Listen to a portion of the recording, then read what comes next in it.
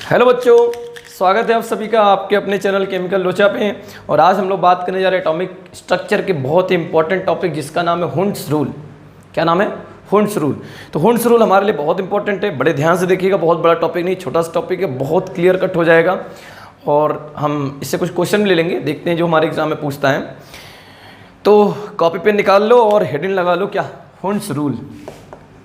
Hund's rule इसको बोलते हैं, टोटल नाम इसका होता है हुंड्स मैक्सिमम मल्टीप्लिसिटी रूल। क्या बोलते हैं भाई? Maximum multiplicity rule of Hund's. Hindi में बोलते हैं हुंड्स के अधिकतम बहुलकता का नियम। ये दिया गया था अराउंड 1925 के आसपास, बहुत पुराना नहीं है लेकिन फिर भी पुराना है। तो हुंड्स रूल आया था 1925 के आसपास।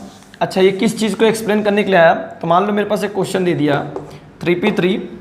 तो 3p3 को कुछ लोगों ने ऐसे भर दिया और 3p3 को कुछ लोगों ने ऐसे भर दिया। अब वहाँ क्वेश्चन आ गया कि भाई ये भरने का तरीका सही है कि ये भरने का तरीका सही है। तो इस डाउट को दूर करने के लिए हुंड्स ने अपना एक रूल दिया कि भाई मेरा रूल पढ़ लो, आप क्लियर बता दोगे कौन सा चीज़ सही है। ठीक है, तो आइए इनको समझने से पहले हम लोग रूल देखते हैं क्या था। तो मेनली देखो, जो हुंड्स रूल है ये है बेस्ड है about pairing of electron in same energy level orbitals for different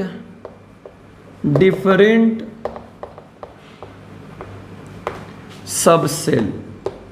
अलग अलग सबसेल के उन ऑर्बिटल में जिसकी एनर्जी लेवल क्या हो, सेम हो, उसमें इलेक्ट्रॉन पेयर कब होगा उसके बारे में हुंड्स रूल बताता है। तो इनका स्टेटमेंट क्या था? ठीक है ना, इनका स्टेटमेंट क्या है? तो भाई इन भाई साहब का स्टेटमेंट है कि if two or more orbital of equal energy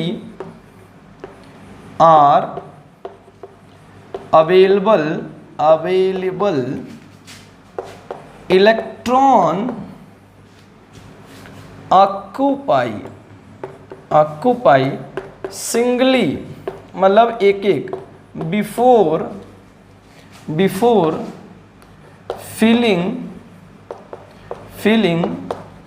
them in pair। ये इनका स्टेटमेंट है। क्या बोल रहे हैं इनका statement? If two or more orbital of equal energy are available, ठीक है, available electrons occupy singly before filling them in pairs। तो ये बता रहे हैं हमें कि अगर दो या दो से अधिक ऑर्बिटल है हमारे पास, किस तरीके का? इक्वल एनर्जी, तब जो इलेक्ट्रॉन होगा ऑक्युपाई, भरा जाएगा, पहले सिंगल पेयर करने से पहले आपको ध्यान देना है कि जो अवेलेबल ऑर्बिटल हो उसमें इलेक्ट्रॉन सिंगल भरा जा चुका हो, तब जा करके आप पेयर करना शुरू करोगे। तो अब देखो, इनसे इनका एक क्वेश्चन का आंसर क्लियर हो गया था। जो आपके पास 3p3 में शुरू में लिया था, तो इसमें तो 3 ऑर्बिटल होते हैं, इन सब की एनर्जी क्या है? सेम है।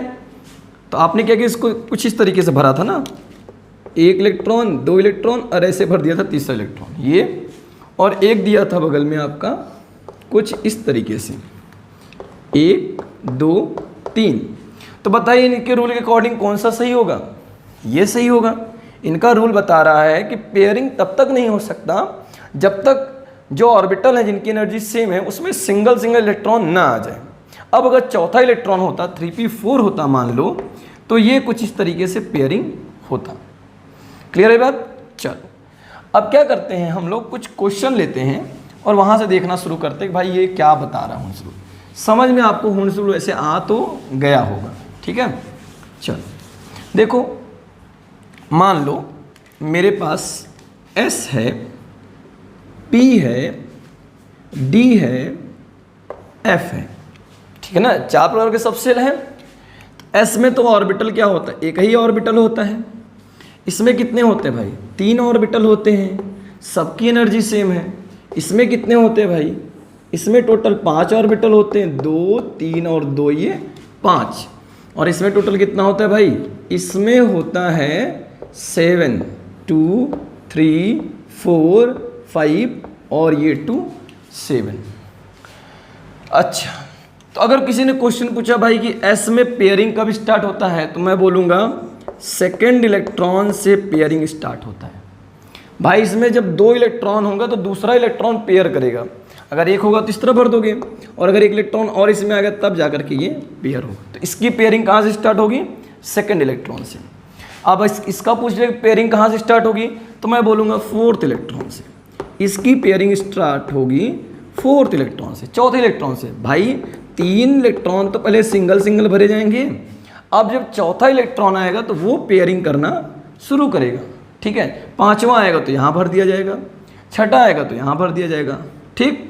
अच्छा, अब अगर यहाँ पूछा जाएगा भाई यहाँ पेयरिंग कब से स्टार्ट होगी, तो देखो भाई यहाँ का पेयरिंग स्टार्ट होता है पहले भाई 1 2 3 4 5 भर दोगे तो 6th इलेक्ट्रॉन से, 6th इलेक्ट्रॉन से पेयरिंग स्टार्ट होगी D के लिए, 6वें इलेक्ट्रॉन से। भाई अगर 5 इलेक्ट्रॉन तो आप ऐसे भर दोगे ना, 1 2 3 4 5, पहले सिंगल सिंगल भरेंगे। अब अगर इलेक्ट्रॉन मेरे पास 6ठा इलेक्ट्रॉन आएगा तो मैं उसको पेयर करना शुरू करूँगा। 7वां आएगा तो ऐसे भर दूंगा, 8वां ऐसे, 9वां ऐसे और 10वां ऐसे।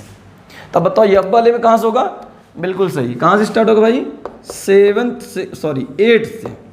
8th इलेक्ट्रॉन से पेयरिंग शुरू होगा, क्योंकि 7 इलेक्ट्रॉन तो सिंगल सिंगल ही आएंगे, 2 3 4 5 6 7, उसके बाद ये 8, यहाँ से पेयरिंग स्टार्ट होगी। तो ये है आपका हुंड्स रूल, ओके, इसको नोट कर लीजिए। और देख लेते हैं, देखो और क्या है, मैं कुछ एलिमेंट लेता हूँ। आपको मैंने प्रीवियस वीडियो में एक इलेक्ट्रॉनिक कॉन्फ़िगरेशन करने का तरीका सिखाया था। कैसे, मैं बोला था भाई पहले से डब्बे बना लो, 1s2 2s2 3s2 4s2 5s2 6s2 7s2। उसके बाद इसमें बना लो क्या, यहाँ से बना लिया, मैं बताया था, यहाँ से बना लीजिए 2p 3p 4p 5p 6p। उसके बाद बोला था यहाँ लिख लो 3d 4d 5d, ठीक है। उसके बाद यहाँ पर 6d, यहाँ पर रख दो भाई 4f, यहाँ रख दो 5f। इस तरीके से मैंने बोला बना लीजिएगा। उसके बाद इलेक्ट्रॉन भरने का ऑर्डर मैं ऐसे बताया था, इस तरीके से, इस तरीके से।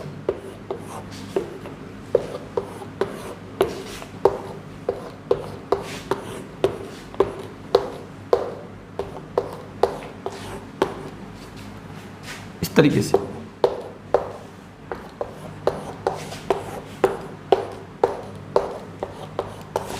इस तरीके से मैंने इलेक्ट्रॉन भरने का तरीका आपको सिखाया था।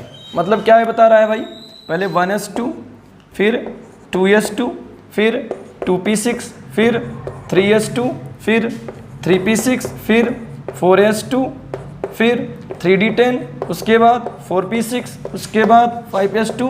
इस तरीके से आपको इलेक्ट्रॉन फिल करने का तरीका हमने सिखा रखा है पुराने वीडियो लेक्चर में, ठीक है। अब इसी का रूल यूज करते हैं और कुछ एलिमेंटों को लेकर के हम देखते हैं कि कैसे हुंड्स रूल अप्लाई कर सकते हैं, ठीक है। चलो देखो कैसे अप्लाई करेंगे। पहले मान लो हाइड्रोजन है, तो एटॉमिक नंबर 1 होता है, तो भाई इसका लिखेंगे 1s1, तो इलेक्ट्रॉन कुछ इस तरीके से मेरा आएगा, ठीक है। फिर मान लो हीलियम है, तो 2 हो गया भाई नंबर ऑफ इलेक्ट्रॉन, तो 1s2 आएगा। अब यहाँ पर क्या हो जाएगा, पेयर हो जाएगा। क्या हो जाएगा, पेयर हो जाएगा। अच्छा, लिथियम आ गया तो 3, तो भैया इसमें क्या होगा 1s2 2s1, तो इसमें आ जाएगा 1 इलेक्ट्रॉन 2 इलेक्ट्रॉन, उसके बाद इसमें कितना आएगा 1 इलेक्ट्रॉन। उसके बाद क्या आएगा, बेरिलियम आएगा, तो 1s2 2s2, तो भाई इसमें 2 इलेक्ट्रॉन और इसके बाद इसमें 2 इलेक्ट्रॉन, पूरा पेयरिंग हो गया ये तो। उसके बाद क्या आएगा, बोरॉन आएगा, तो भाई 1s2 2s2 2p1 आया। क्लियर है बात। तो यहाँ क्या होगा भाई 2 इलेक्ट्रॉन इसमें 2 इलेक्ट्रॉन और इसमें 1 इलेक्ट्रॉन भरा जाएगा। ठीक है, मैं अगेन बता रहा हूँ किसके लिए बताया गया था, ये सेम एनर्जी ऑफ ऑर्बिटल, तो इसमें एनर्जी क्या है, सबकी सेम है। इसकी एनर्जी क्या है, अलग है, और इसकी एनर्जी अलग है। ठीक है, ये बात ध्यान में, ये मत सोचना यार यहाँ पेयरिंग कर दिए इसमें सर भर सकते थे, वो अलग केस है। ठीक, यहाँ पर किस केस की बात की जा रही है, वो ऑर्बिटल जिनकी एनर्जी लेवल क्या हो, सेम हो, उसमें पेयरिंग करते समय ये ध्यान देना पड़ेगा कि सब में सिंगल सिंगल इलेक्ट्रॉन आ गए हों, तब आप पेयरिंग करिएगा। ठीक, अकॉर्डिंग टू वुंड्स रूल।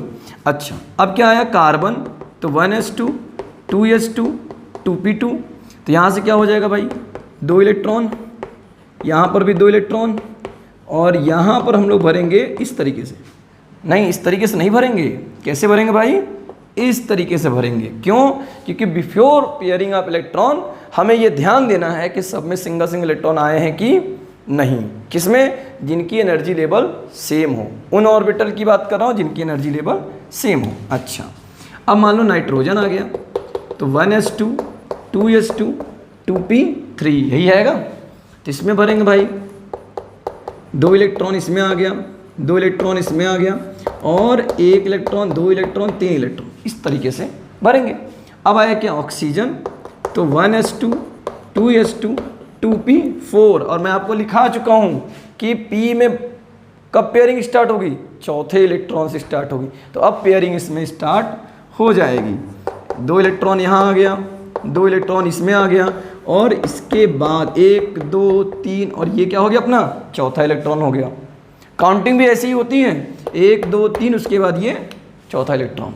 अच्छा, अब क्या आएगा भाई, नाइट्रोजन ऑक्सीजन के बाद क्या आ जाएगा, फ्लोरीन, तो 9 1s2 2s2 2p5, ये आएगा, भरो इलेक्ट्रॉन, 2 इलेक्ट्रॉन इसमें आएगा, 2 इलेक्ट्रॉन इसमें आएगा, और इसमें 1 2 3, उसके बाद ये चौथा, और ये क्या हो जाएगा, 5वां इलेक्ट्रॉन हो जाएगा। समझ रहे हो पेयरिंग करना। उसके बाद देखो क्या आएगा, फ्लोरीन के बाद क्या आ जाएगा भाई, नियॉन आ जाएगा, नोबेल गैस है, इनर्ट गैस है, तो 1s2 2s2 2p6, सारे ऑर्बिटल पेयर हो गए क्या, बिल्कुल सही, सारे ऑर्बिटल पेयर हो जाएंगे, सब में जोड़े का इलेक्ट्रॉन मिलेगा, 3 4 5 6, इस तरीके से आप इलेक्ट्रॉन फिल करना सीखोगे, किसके according, according to Hund's rule. आई बात समझ में। अच्छा, इसका यूज और कहाँ कर सकते हो आप इसका यूज कर सकते हो in the stability of different subshell, अलग अलग सबसेल की स्टेबिलिटी के बारे में बता सकते हो आप। देखो, जैसे आपसे किसी ने पूछा, क्या पूछा, पूछने से पहले मैं आपको तरीका बता दूं। देखो, अगर कोई कंप्लीटली फील्ड ऑर्बिटल है तो वो ज़्यादा स्टेबल होगा, सबसे स्टेबल होगा। उसके बाद कौन होगा, हाफ फील्ड ऑर्बिटल, और उसके बाद क्या होगा, पार्शियल फील्ड ऑर्बिटल। ये चीज़ याद रखिएगा। अब क्वेश्चन देखो क्या आ गया, 2p6 2p3 2p4, ये आ गया। अब पूछ लिया विच इज़ मोर स्टेबल, इसमें से ज़्यादा स्टेबल कौन है। तो अगेन आपको देखना क्या है भाई, 2p6 का मतलब हो गया 1 इलेक्ट्रॉन 2 इलेक्ट्रॉन 3 इलेक्ट्रॉन 4 इलेक्ट्रॉन 5 और ये 6, इसमें टोटल पेयर ऑफ इलेक्ट्रॉन है। तो कंप्लीटली क्या है, ये कंप्लीटली फील्ड ऑर्बिटल है, सारे ऑर्बिटल पूरी तरीके से भरे हुए हैं। उसके बाद यहाँ आ जाओ 2p3 में 1 2 3, अच्छा ये है 2p4 में किस तरह भरेंगे भाई, 1 2 3 और ये 4।